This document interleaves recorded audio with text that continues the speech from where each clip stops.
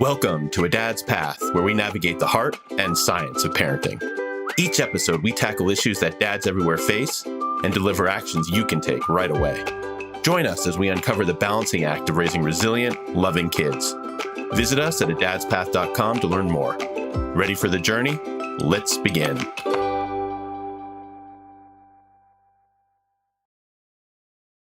Hello and welcome to another episode of A Dad's Path podcast. I'm Will Bronstein.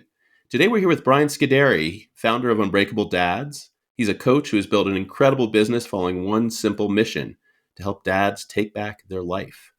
Bryan's helped more than 200 dads lose between 20 and 40 pounds with less than 5 hours a week, and without relying on fad diets or living in the gym. Bryan's dedicated to helping other men become the example for their children so that they can leave their legacy for generations to come. I love this mission. Welcome, Bryan. Thanks for joining us here. Hey, man, I'm excited to be here, Will. Thanks so much. Awesome. So I want to start talking just the balance between diet and fitness. I know there's, working out, cardio, whatever it is, and then your diet. I mean, if you had to, I know they work together, but if you had to give kind of a percent saying, okay, this percent will help, you lose weight the most, what percent is diet? What percent is fitness? I mean, I would say 90-10. A lot of people say 80-20. It goes both ways. I look at it more from a principle standpoint than from like the biometric standpoint per se, because when you increase exercise, you burn more calories, right? And when you decrease food, you create some sort of a deficit there anyways. The beauty and the magic is in the balance between both of them. But if somebody were to tell me, hey, I have no time to exercise, and if I were to believe them, which I don't, but if I were to truly believe them, they worked, harder than the president of the United States, who still has time to ride bicycles, right? Like, then I would say the only thing that really matters is diet. And there's the old saying, you can't outwork a bad diet. It's very true. I know plenty of guys, myself included, where I was going to the gym 4 or 5 times a week for 20 to 45 minutes. And my body looked exactly the same after 6 months. And then when I really started to understand the principles of dieting, I started to understand how to actually do it in a way that was sustainable, that didn't make me a grouch to be around, or I had to be super restrictive, like, oh, I'm never going to eat pizza again, or I'm never going to eat ice cream or pasta. Then I got more results in about 6 months than I did in 3 years of just trying to, force it or follow super restrictive diets. I can get deeper into my story, but if I were to tell anybody, if you were going to pick one, like, oh, okay, am I going to focus on my diet first or my fitness first? The question would, I would say diet first, for sure. Got it. No, I like that. And then, you did mention working out. You don't really believe dads who say they don't have time to work out. And so when you say, or you can prioritize it, I guess would be another way to put that.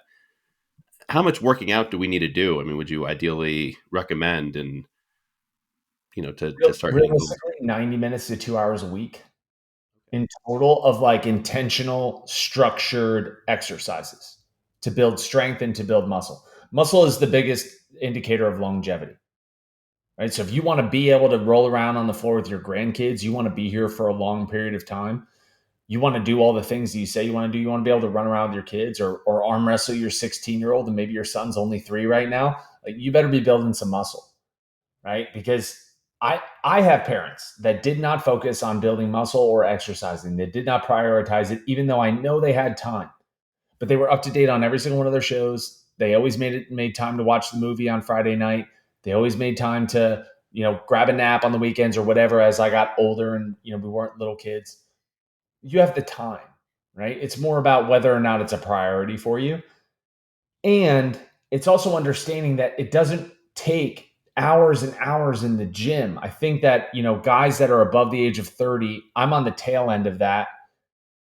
Like, this generation believes that it's like, if I'm not in the gym for 60 to 90 minutes a day, 5 or 6 days a week, what's the point? It's this all or nothing mentality. And that's what's screwing over men everywhere. They're either perfect or they don't do anything. Either I'm all in and I'm going to go 5 days a week, or it's not even worth my time. And the reality is that 4 20-minute sessions a week, which will total you out to be 80 minutes. That's less than an hour and a half a week, will get you more results than you working really, really hard for 3 weeks and then taking the rest of the year off because you're just not perfect. So it's rather than focusing on perfection and goals and ultimately raising your weekly and daily standards. That's what I focus on. And it's amazing what you can do when you raise the floor versus shooting for the stars. It's a different focus. Yeah, no, I like that a lot. And one more question, getting in the weeds a little bit, but I like the weeds with working out. So you're saying 20-minute sessions a week. Are those, should you be fasting before you do those? Are they high intensity? Like you go one exercise to another exercise to another exercise, or how do you organize that with your clients? So let's say I get a guy who can only work out 3 times a week for 30 minutes. It's all his schedule allows. I have a client, Patrick. He runs his own. It's I forget what it's called now, of course, and I'm failing to remember what it's called. He essentially manages properties for other people. Property management company. There we go. See, yeah, right? We got there somehow. And so he's still in the early stages. He's only got 2 employees, so he's still working a ton in his business, probably doing 80, 85 hours a week. Right now, he's down 10 pounds in his first month, which is pretty fantastic. And that's a combination of dieting and exercise. So, what do I have him focusing on? Because he can't go to the gym for 90 minutes a day. So, we do 3 structured strength training sessions per week. And what that looks like is these things called supersets, where you're essentially like not, you're shortening rest periods. We focus mainly on body weight for him, just because sometimes, for the most part, he's really just working out at home. And he's got a couple dumbbells. So like we'll do like a couple things with dumbbells and stuff like that. But then I raised his standard, his daily standard. This is 7 days a week. He does not get less than 7,500 steps a day. So technically, that's exercise. I know Dr. Gabrielle Lyon and Ed Milet had that podcast that went viral where they're like, can we just talk about how walking's not exercise? Okay. Does it burn calories? Yeah. Cool. Then it's exercise. Sure, you're not going to build massive legs or squat 300 pounds because you're going on walks, but you sure as heck can lose 20 to 40 pounds by just increasing your daily step count. Excuse me. So we'll focus on, he'll have one leg day at home. You can knock out, I could bury somebody in 20 minutes with a bodyweight leg day. Like it will be one of the best workouts of your life. You will be sore and your legs will get strong. Then we'll focus on, like maybe about 5 minutes of stretching after each workout. But realistically, it could just be bodyweight stuff at home. I have some guys that can make it to the gym, 3 30-minute sessions, 3 40-minute sessions. Realistically, if you're a busy dad, your goal is not to be a bodybuilder, you're not walking on stage, and you don't really care about being absolutely shredded, sub 10% body fat, you do not need to be in the gym more than 30 to 40 minutes. You're just wasting time at that point. Mm-hmm. Makes a lot of sense. And yeah, I compete. I have a show this Saturday. I'm in the gym for 40 minutes. I don't even do 90-minute sessions. It's a waste of time. There's too much volume. You can't recover from that. yeah, that's fascinating, and dispels some of those myths. When you say you compete, you're in a fitness competition, like? Yeah, I have a physique show on Saturday. So right now I'm at about 6.5% body fat, which is tough. Don't get me wrong. I'm very excited for the day after the show when I no longer need to restrict my calories and work out as much. But yeah, so I compete for one specific reason. I'm not going to place. I don't have the most beautiful body on the planet. I have no interest in getting my pro card. I do it to prove a point. If I can do a bodybuilding show and raise kids and be a great husband and build my own company, which for anyone who owns their own business, like whether the business is in fitness or not, it still takes 60 to 80 hours a week. So I'm busier than most of my clients. And yet I compete. And I do that to prove a point. If I can do all of that, you can lose 20 to 40 pounds for sure. I like that. So I want to hit dieting a little. And I would say, instead of dieting, a better word might be diet, right? Like what we eat and nutrition. So couple areas. First, I feel like a lot of us dads have this kind of yo-yo thing where we, notice we've gained weight, then we can lose it, most of it, and then comes back and loses it. Why does that happen, first of all? And how do you stop it with your clients? I'm glad you asked. And I'm going to get a little meta here, the way that I'm going to explain this. And it's probably not going to be the answer you're expecting. So first and foremost, for anyone that's yo-yoed the same 10 to 20 to 30 pounds over and over and over again, I want you to know I did that too. I did that for about 6 years. I dropped out of college, got a job in sales, figured out that, hey, I can make a lot of money. And my health went on the back burner because I was in my 20s. And I was like, let me just make as much money as humanly possible. I ended up getting promoted to being the sales manager of 10 locations. We were the number one sales team in the country. I won all the awards. I got the wife. I had the house. I had the dog. I had all that stuff, right? And I was 40 pounds overweight. Literally on the day that I was going to win this trophy for being the biggest and baddest in the company, right? I tried on my tux and it didn't fit. And that was a wake up call. For the next 3 years, I tried every fad diet under the sun: keto, carnivore, vegan. I even went to the Weight Watchers meetings on Sunday mornings. I did Nutrisystem, like everything under the sun, and nothing worked. P90X, Insanity, T25, you name it, I did it. I bought all the things you see on TV. The reason why most guys yo-yo and they'll be really, really good until they hit a certain point, then they'll slack and then they'll just slowly creep back up. It's not a body issue. It's not a genetics issue. It's not a time issue. It is a mindset and subconscious issue. I want you to think about it like the temperature gauge in your house. Okay. So we all have the thermostat. I call this the thermostat principle because I'm super creative with my names. So when the house gets too hot, let's say you have it set to 68 degrees. The moment it hits 69 degrees, the AC will kick on. Then it'll bring it all the way back down to 67 degrees and it'll kick it off. That's how most people look at their weight. So they have a certain number, whether they know it or not, that they don't feel comfortable being above, whether that's 230, 197, 285 pounds, 350 pounds. Everyone has that certain number. Then they'll say, oh my God, like I'm gaining too much weight. Let me work really, really hard. And then they'll eat perfectly. They'll work out like a madman. They'll go on runs and they'll absolutely crush themselves for 30 days, 60 days, 90 days. They'll lose 20 or 30 pounds, feel amazing. And then they'll hit that bottom part of the thermostat. Maybe they lost 25 pounds, 30 pounds. It's not their goal, but they're impressed. They're like, man, I went from 240 to 210. But their goal was 180 or their goal was 190. But they're like, you know what? I'm 210. I feel good. I'm looking good. You know what? Let me have a couple drinks. You know what? Let me have the pizza on Friday. And then Saturday goes, well, yeah, I'm still 210. Like, all right, well, I'll have a burger. I'll go out. You know what? I'll take this week off. I worked really hard. And subconsciously, they'll begin to self-sabotage. And then slowly the weight will creep back up. Then that creates a bit of a shame cycle. They fall off for a week and then they feel like crap about it. And they're watching the scale go up again. Maybe a week or two goes by.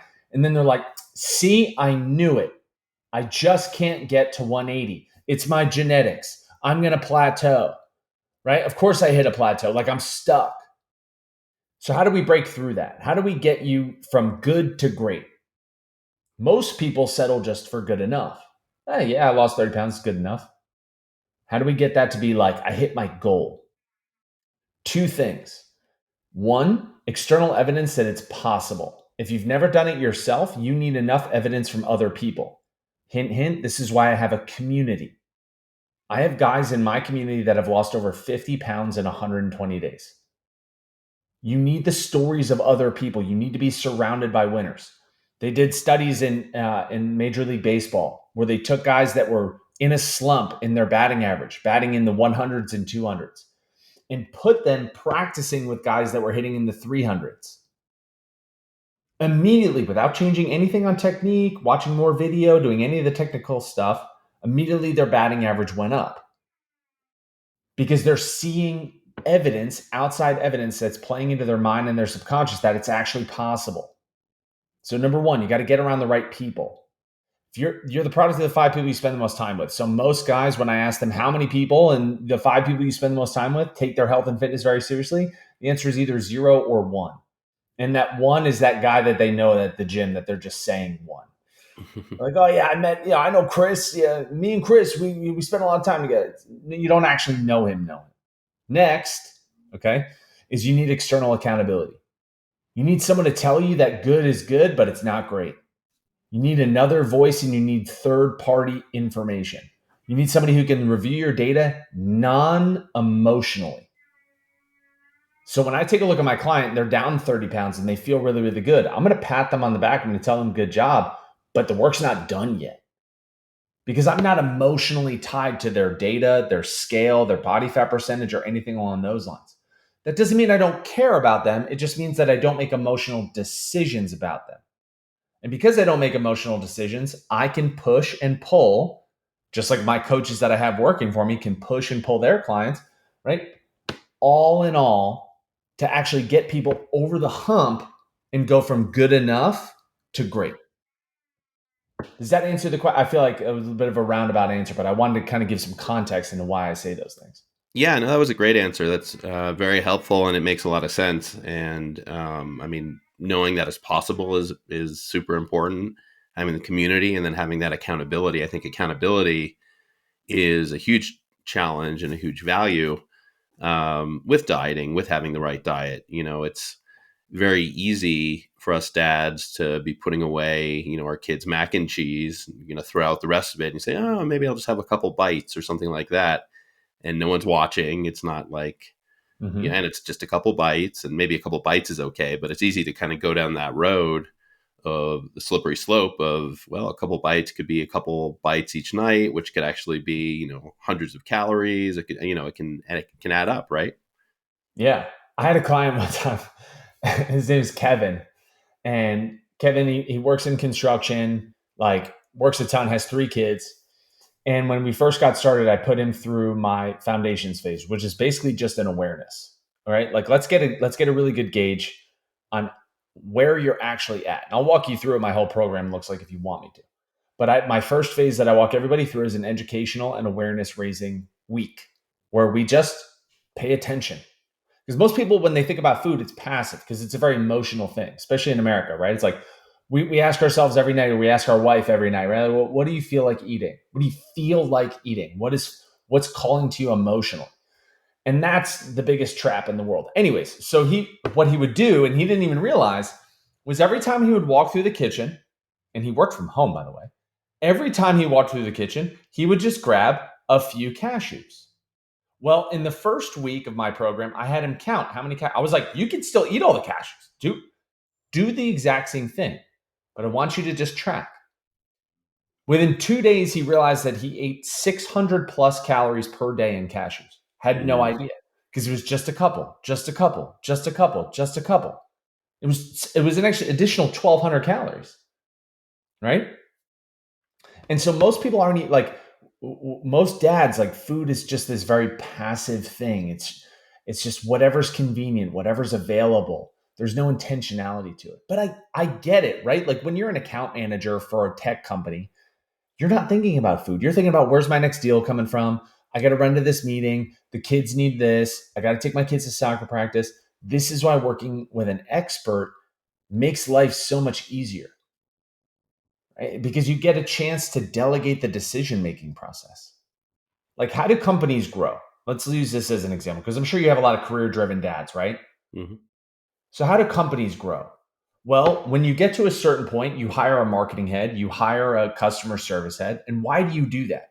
It's to free up your time as the CEO to be able to work on higher priority things. Well, when you hire a coach, you're essentially hiring, like, I run your fitness and nutrition department of your life. So as long as you just do everything I say you're going to do, you don't have to think. You can just show up and get results. It cuts the learning curve from years to months, and sometimes from months to weeks. I've had guys in 8 weeks lose like 27 pounds. It's not that uncommon. Well, it sounds like a big part of it is intentionality. I like to use that word, Mm-hmm. instead of being passive or, this is what I feel like eating, being active, proactive, and saying, this is what I will eat, and then plan it out. And that's something you help with. Um, is that, yeah, I mean, I guess I'd be curious just real quick. Do you involve your wife or your partner when you're talking with, your clients or yourself? Like, does that come up, or how do you broach that subject of saying, hey, this is what I'm going to have for dinner tonight, or this is what we should have, like I'm getting out of the feeling Yeah. what we feel like thing. It's most dads are so nervous to do that because for the most part, I work with a lot of dads that end up doing the cooking. I do the cooking in my house, but a lot of the dads just kind of like they work until 6 o'clock. They show up and whatever's for dinner is for dinner. The conversation around dinner time is this big frightening thing. Oh my God, I don't want to control what my wife and kids eat. Well, you're not controlling it. You're helping them make a better decision. Right? You're the head of the household. You make this. You're the dad. There's no reason that you should be afraid to tell your kids, no, we're not gonna have microwave chicken tenders and mac and cheese for dinner every single night. In fact, you shouldn't want that for your kids. Right? So a little bit of intentionality with your wife. By the way, your wife wants your help and they want your input, and they actually really appreciate when you say, hey, I'm going to take my health and fitness seriously. I'm going to make sure we're all taking our health seriously because I care about everybody. So I have this from my coach. By the way, I have over 150 meals that I provide for my clients that they can cook in bulk or they can cook for the whole family. The entire recipe book is designed to cook for 4, 8, or 12. Right? So you literally just, okay, there's 4 of us. We just make this much. All very similar ingredients, all taste good. I have a 2-year-old right now that eats out of that recipe book at 2 years old, right? So when I communicate with my wife about what's for dinner and grocery shopping and things like that, it started off like, oh, she was a little bit like, okay, like, all right, I see what you're saying, but like not a ton of buy-in. But here's the thing.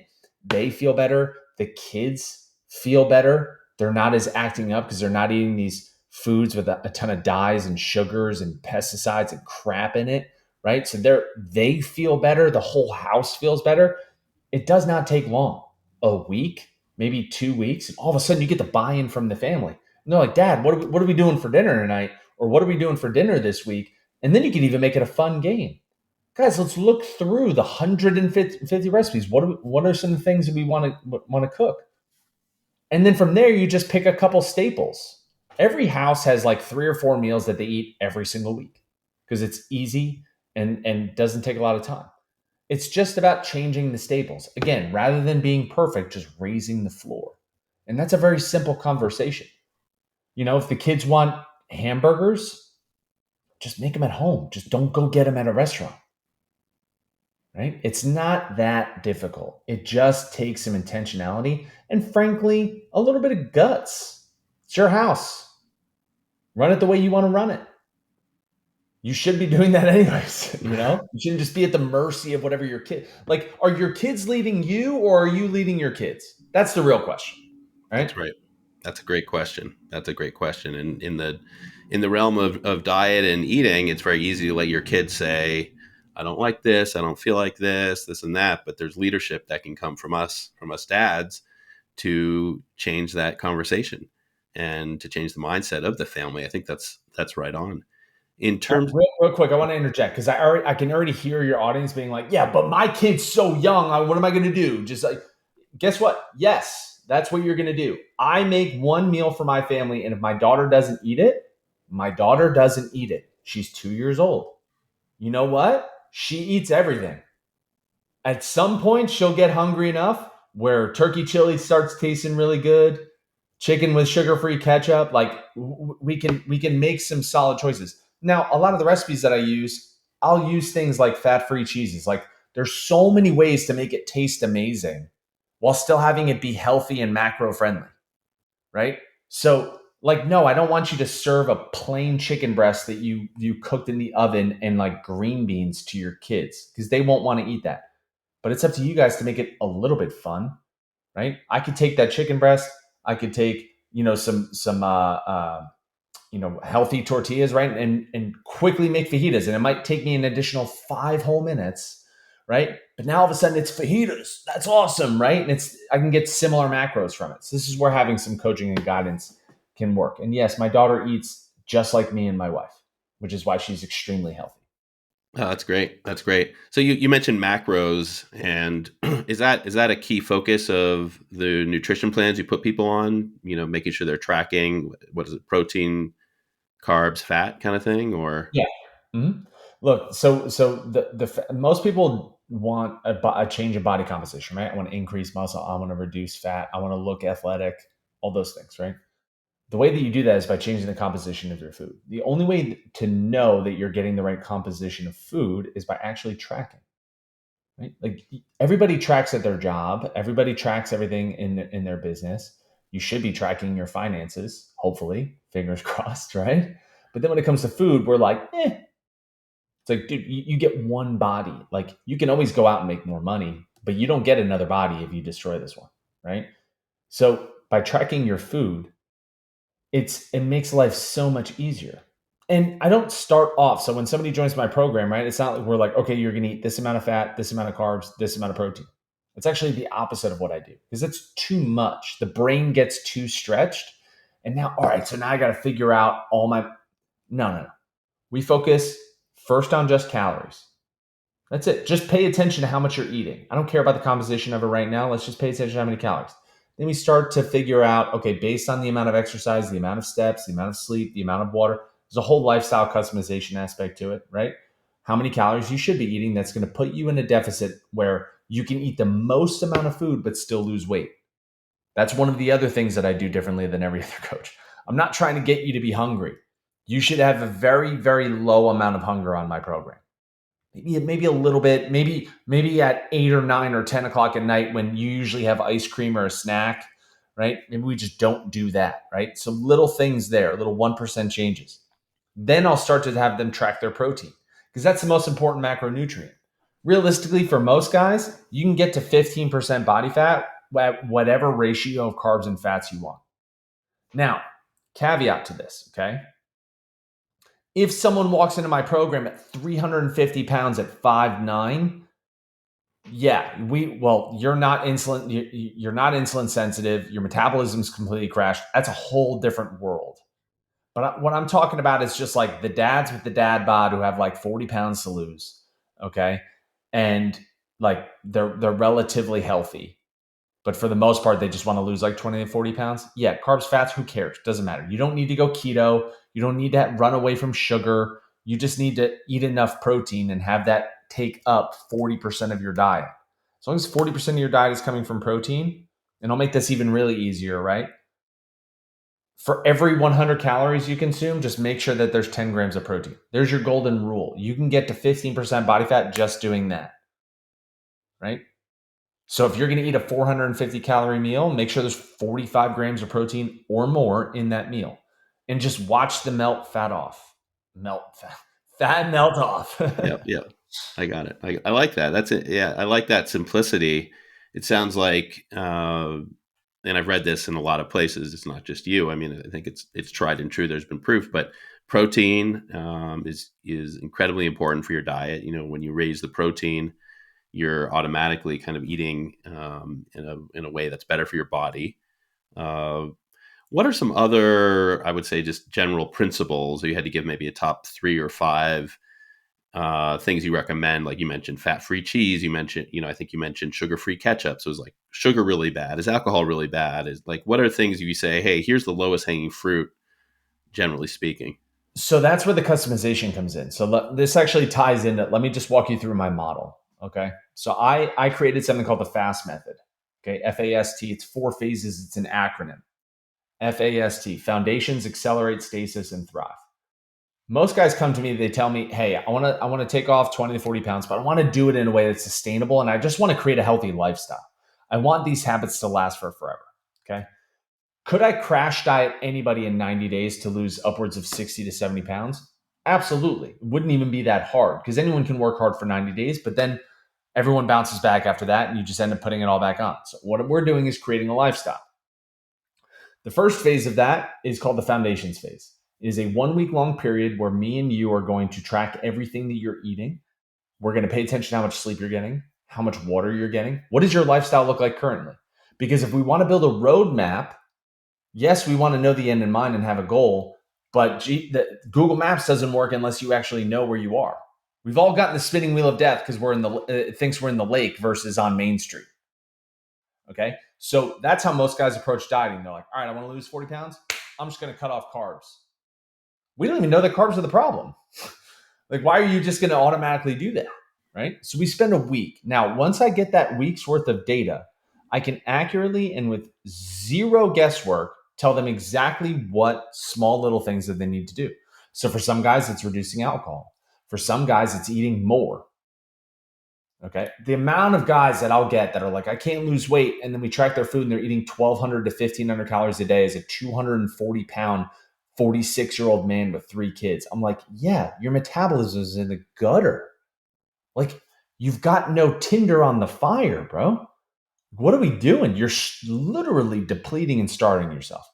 Some guys it's eating more. Some guys it's eating less. Some guys it's just changing sources. Like they'll hit a decent amount of calories, but it's coming from like fast food, convenience store food, frozen dinners, things like that. And so we just have to tweak the sources a little bit. So I can't answer that broadly across the board because everything I do is customized. Then we'll move them into the accelerate phase where we'll create enough of a deficit to lose anywhere between 1 and 2 pounds per week. Because I have a principle where we want to eat the most amount of food while still losing weight. We'll do that for anywhere between 14 and 20 weeks, never any more than 20 weeks. Because we don't, realistically, most guys, say about 95% of the guys, their metabolism slows down so much from having lost weight for more than 20 weeks or 20 weeks, roughly, right? Where like it just becomes very difficult. So I'd rather actually do a bit of a refeed period after that. Then we move into stasis, which is just 4 weeks of holding lower body fat percentage, because losing weight and keeping it off are 2 very different things. Then on the tail end, we will do a 6 to 8 week calorie surplus. Very strategically, we will essentially reverse diet them out of their all-time low, but do it in a way while changing up their workout program, changing up their macros, increasing calories a little bit. So that way they can build some muscle, because the body does an amazing thing at the end of like a cut, right? It becomes like a sponge. It's looking for nutrients. And if we feed it the right nutrients at the right time and train in the right way, we can actually add muscle tissue. I'll just use myself as an example. When I finished my bodybuilding show last year, okay, versus this year, I'm 8 pounds heavier, but I'm leaner. So I was 180 pounds last year, and now I'm 188 pounds. It means I put on 8 pounds of muscle in 6 months. And that's after years of training. For these guys that have been training hard for like 4 months, dude, we could do 4 to 8 pounds in 2 months because the body's just searching for it.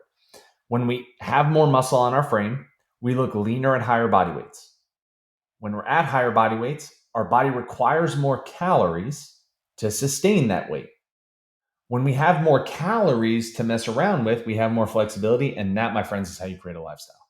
That is how you get to the point where you can go out and eat pizza and wings one night a week, not be super hyper strict, a little bit of an 80-20 rule, and still keep 15 to 18% body fat percentage, which is where most guys want to be. Mm-hmm. Mm-hmm. That's the process. Gotcha. I love that process. I like, that was interesting walking through that. And I think that's obviously an intelligent way to approach it with 4 different phases, and each phase being very deliberate. I know that came with experience. You didn't come out with it, but it's worked. But I do want to kind of nail you down on this one a little bit in terms of alcohol. Yeah. Not a fan. Alcohol and fitness. I mean, can people just, as long as they're hitting their 40%, diet, still do alcohol or still drink, or what have you seen sort of anecdotally or scientifically on that? I'm going to go more anecdotally because I've never ran studies on it, but based on my own metabolism, based on working with hundreds of guys, for the most part, alcohol is going to mess you up. Andrew Huberman has a great podcast on alcohol. He explains how it actually affects the body. If they want all the scientific research on it, go listen to that and tell me if you still want to drink. But for anything, and I know some guys are like, well, I like to crush a couple beers after I hit the links and stuff like that. I'll tell my guys, you do not have to give up alcohol to be a part of the program. What I will tell you is you should limit it to no more than 2 drinks per week. And ideally, measurable drinks. And what I mean by that are like tequila vodka, right? Because each shot's about 120 calories. And then they're clear. Whiskey, I'm not really a fan of because it depends on if it's dry aged or if it's a bourbon. It like all fluctuates. Whereas vodka, one shot is almost always 99% across the board, 100 to 110 calories. And then like measurable beers, Michelob Ultra, Miller Lite, stuff like that. Um, Now you can track it, but what you can't track is how it's affecting your metabolism, right? So it's going to slow you down. And if you're in your late 30s, 40s, 50s, it's going to slow you down for days. And it's going to make it harder for your body to digest the food that you are eating. So now you kind of have to overcompensate. So I do have a protocol that I teach my guys that if like, let's say they're going to a wedding and they're like, I want to get turn up, whatever you want to, whatever phrases they're going to use, right? I doubt they're saying turn up, but anyways, right? They're like, I want to get a little wrecked. I want to get a little loose. Okay. So then I teach my recovery protocol for that. Because one wedding isn't going to ruin your life. One vacation where it's 1 or 2 nights isn't going to ruin a 6-month program here. But you just have to nail the days after that, right? You have to kind of like, if you're going to swing in one direction, you're going to have to swing pretty hard in the other direction to get balance again. So, I just had a guy who went to a wedding. He was the best man in the wedding. He's like, dude, I'm going to drink and I'm going to drink a lot. So like, what can I do? All right, this is what you do. The day after the wedding, number one, you have to be perfect with your macros. Like no alcohol and no nothing. Most people don't want to drink the day after they drank anyway. So that's usually pretty easy. You're going to feel like crap. So the fastest way to get that out of your system is to drink a ton of water. You have to completely flush the system. So I typically recommend 2 gallons of water the day after you drink because you're extremely dehydrated after you drink. Way more than you think. You're like, oh man, I'm a little dehydrated. No, your body's like, oh my God, we have no water in us. Alcohol is a massive diuretic and vasodilator, right? So like you're just flushing your entire system and stripping your entire bodies of minerals. Okay, so then we want to do 2 hours, 2 gallons of water, perfect with our macros, gallon and a half, perfect with macros. Usually after the third day, another gallon of water, you're usually feeling pretty good to go at about the 72-hour mark. So it's not a requirement, but I typically will tell guys like for a period of time, like just cut it out. Like it's not serving you in any way. And if you need to drink to be social, then cool, let's work on personal growth in that realm. Right, And right. let's learn how to have fun without it. Because I've been sober now for over 2 years. I can tell you, I have way more fun now at weddings because I'm not getting sick. I'm not feeling like crap. I don't get nauseous, and I feel amazing the next day. No, that's great. That's very helpful. That was a thought through answer that I think will probably resonate with a lot of us in terms of understanding that drinking is not healthy per se. There's always reasons to drink, but knowing the flip side where it's like, hey, this is really affecting us, this is affecting our diet, our metabolism, obviously how we feel the next day, and sometimes beyond, can be helpful, just to have that awareness. Though that is a challenge that we can't track our metabolism so well in terms of saying, okay, like I felt bad. I feel bad this morning because I drank last night. I'm going to drink a lot of water. I'm going to, nail my diet, etc. But you don't really know what's happening internally with metabolism. You can keep weighing yourself and things like that, but that's a Yeah. challenge, right? Yeah, because you can't measure that stuff, right? Like we don't know. But also a lot of the trouble that alcohol brings is not even the alcohol itself; it's the decisions that you make around the alcohol. Because now you're going to be exhausted tomorrow. All you're going to want to do the next day is sleep, not move because you want to recover, and eat crappy foods that are greasy. Nobody ever wakes up with a hangover and goes, "Man, I can't wait to have a salad." Yeah. No, they want bagel and cream cheese and pancakes and whatever, right? Something heavy because their body is now stripped of all of its glycogen. Its insulin was running and it's just freaking out. So now it's like I just need food because I need to feel like we're not going to die. And so you start like your brain literally works against you and just puts you into massive cravings. And And realistically, like whoever, gets absolutely wrecked, or even after a couple drinks, right? Like you're making less cognitively smart decisions. So it's like you're poisoning yourself, you're becoming dumber, and it's setting you up for failure in the future. Like, do we really need alcohol? Or can we figure out another way to have fun? Yeah. Um, it's just the way that it works. I like that. Inspiring. That's yeah, that's great. Another thing you mentioned that I want to push on a little bit is, you know, we're at a calorie deficit for a lot of your program, right? Uh, Yeah. Mhm. because that's how you lose weight. That's one, key way you lose weight. But you say you're not generally hungry, and in my experience, when I'm at a deficit, I'm hungry. So what am I doing wrong there? Or like, how does that work? Okay. You need to eat what are called volume foods, where you can eat a ton of them, fill your stomach, but it's for very low calories. So the things that most people miss out, like they'll think, all right, I want to get on a diet, and then they'll like shrink their plate and their portion sizes. It's like these really small things, and I'm like, dude, you're 240-pound guy. What are you doing eating like a piece of chicken and green beans? Like, if you were a 130-pound girl, sure, but we gotta freaking eat, man. Right? Like, if you're 240 pounds, you should be eating about 2,200 calories a day and losing weight. 2,200, that's more than the standard American diet. And for a lot of guys, that's more than what they're actually eating. So we'll focus on foods that are volume foods, right? This is where I teach my clients to consider the source. Sure, you can hit your carbs and fats and protein, but you could do that at McDonald's, right? You could do it with food that keeps you really hungry, right? A Hershey's chocolate bar is 220 calories. You can eat that very easily, okay? You want to know what's 150 calories? 300 grams of blueberries. That's almost a pound of blueberries. Eat a pound of blueberries and tell me if you're hungry again. You're not Mhm. hungry, right? Like, but it's 150 calories. It's like 35 carbs, 0 grams of fat. You're really, really full. It's got great micronutrients. You're going to feel amazing afterwards. You're good to go.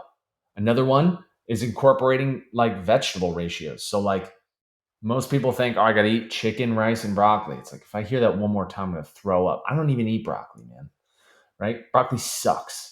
But you know what doesn't suck? Peas and green beans, pickles, lettuce. These are all things that like we'll kind of incorporate, right? So like when I make my morning breakfast, which when I'm in show, like in prep is 2 eggs and then a cup and a half of egg whites. When I'm out is just 4 eggs and half a cup of egg whites. Okay. Mind you, egg whites, you can get 30 grams of protein for like 150 calories. Okay. And a cup of egg whites is a lot of food. What I'll do is I'll take that and I'll throw that over. I'll buy like the pre-shredded bag of lettuce. And if you're like, well, those are $3, it's like, dude, buy a head of lettuce for $1 and you'll get 4 of them and just shred it up yourself. Whatever works, right? I'll throw it over lettuce. I'll throw some green beans in there. I'll throw a scoop of cottage cheese in there as well, because you can get fat-free cottage cheese. In my bowl, I've weighed it. I've done it on my Instagram. I'll weigh out my breakfast. It'll be about a pound and a half of food for like 390 calories, 400 calories. But it's a pound and a half of food. And so the way that I can trigger my brain to tell me that I'm no longer hungry is by filling up my stomach and chewing a lot. Like, the more you chew, you're actually signaling to your brain that you're getting full. And then, of course, when I fill up the actual stomach itself, that's going to trigger to my brain that I'm full. So berries are a great volume food. Watermelon. You could have 12 ounces of watermelon for 100 calories. That's almost a pound of watermelon. It's amazing, right? Berries are great. Egg whites are great. White rice. You could have 140 grams of white rice. It's like 40 grams of carbs. It's perfect. Potatoes are the most satiating food on the planet, right? Eat plain potatoes, right? Now, mind you, like, put a little salt on it, right? Take half a tablespoon of butter. Like, let's make it taste good. But yeah, you're good to go there. You eat a whole potato, man, you're full. Mhm. So my guys, they'll tell me, like, I can't believe that I'm losing weight. Like, I'm not hungry. I'm like, I know. I don't like being hungry. Do you like being hungry? No. So the reason why you you experience so much hunger is because you're in a massive deficit. Because here's the thing, right? We have to create a deficit to lose weight. And then we manipulate our macros to make sure that it's fat loss, not weight loss. So those are the two combinations, right? So the way that most guys approach is they're like, okay, I'm going to increase my activity, double, triple, quadruple it. Okay. So if you're a 240-pound guy, you go work out, that's going to be, for half an hour, that's going to be like 200 something calories. Your base metabolic rate is probably somewhere around 2,100 to 2,200 calories. So now, okay, you've now taken your expenditure to 2,400 calories. And then they're like, well, I want to lose weight as quickly as possible. So let me eat as little as possible. Then they eat 1,600 calories. So now they're in a calorie deficit of like 700 calories. Okay, that's a lot of food. That's like 2 meals for me, right? So, or one really big meal. Okay.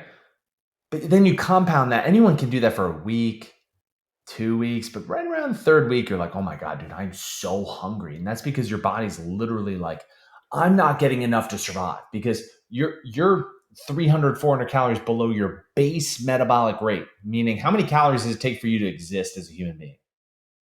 And then you're adding exercise on top of it. I mean, it's just psychotic what people are doing.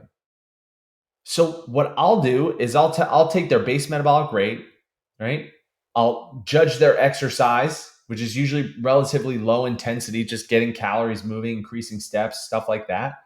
And I'll put them just a little bit above their base metabolic rate, and we'll create a deficit that way. And so by doing that, for most guys, they're eating more food than they've ever eaten before, and they're losing weight. That makes a lot of sense. I love that about the high volume foods. I think that's very smart, and it's a different way to think about a calorie deficit and a way to lose weight. I hadn't heard that about chewing though. That's interesting. That when you chew a lot, that kind of indicates to your body you're eating and you're filling up. I mean, that's makes sense, but I just hadn't thought of that before. Yeah. Because if you think about it, right, like what does a typical meal look like? It's like a burger, maybe some fries.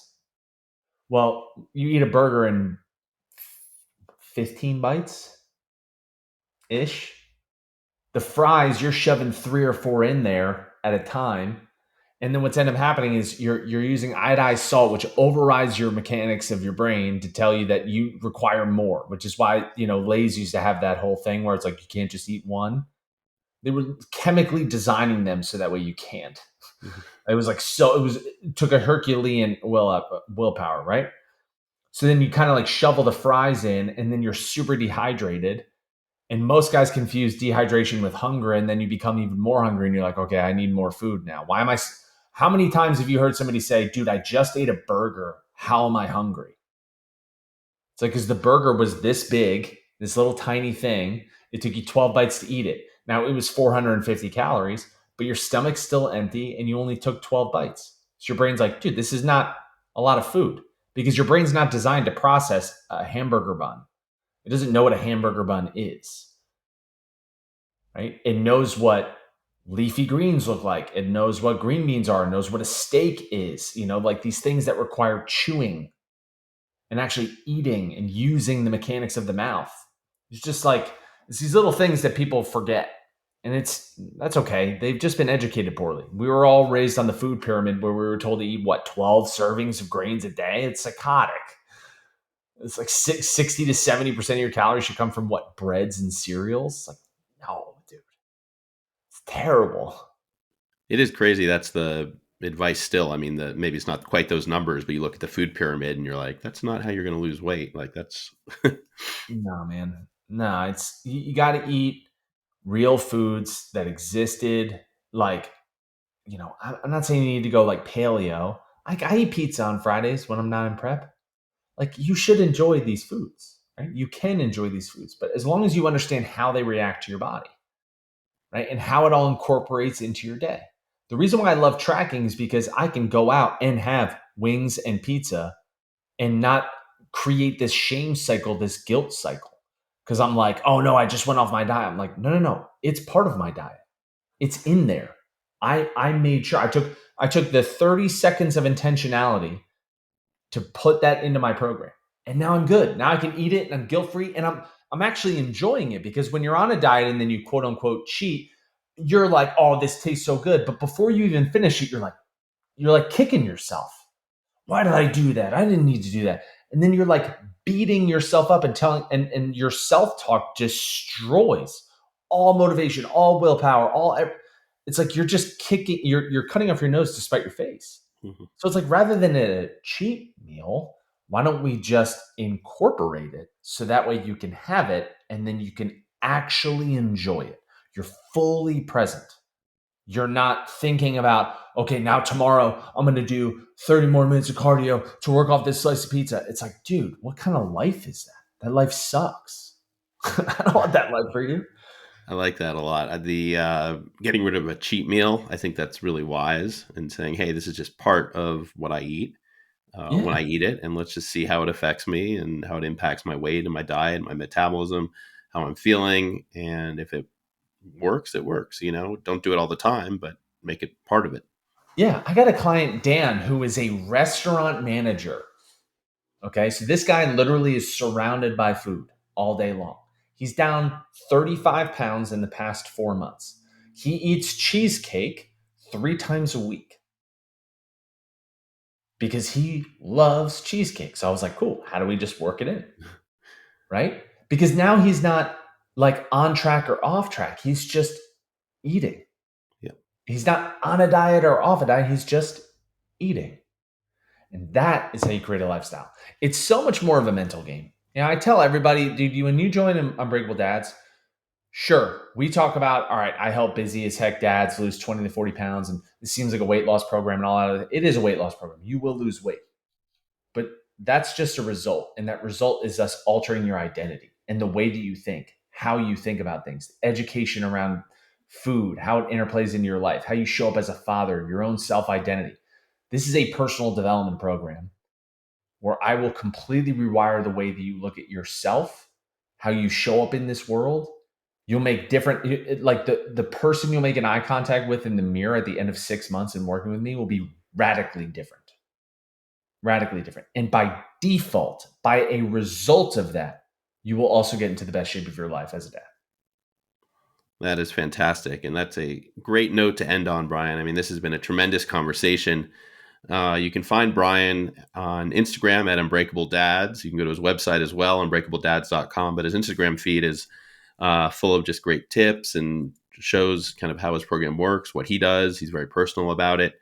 And you can hear, he's got a method behind it's not even a madness, but behind the program, and it seems to work. So, Bryan, thank you so much for joining us today. Looking forward to getting my diet and mindset back under control as well, avoid the yo-yoing and taking it from there. So thank you. Yeah, well, thank you.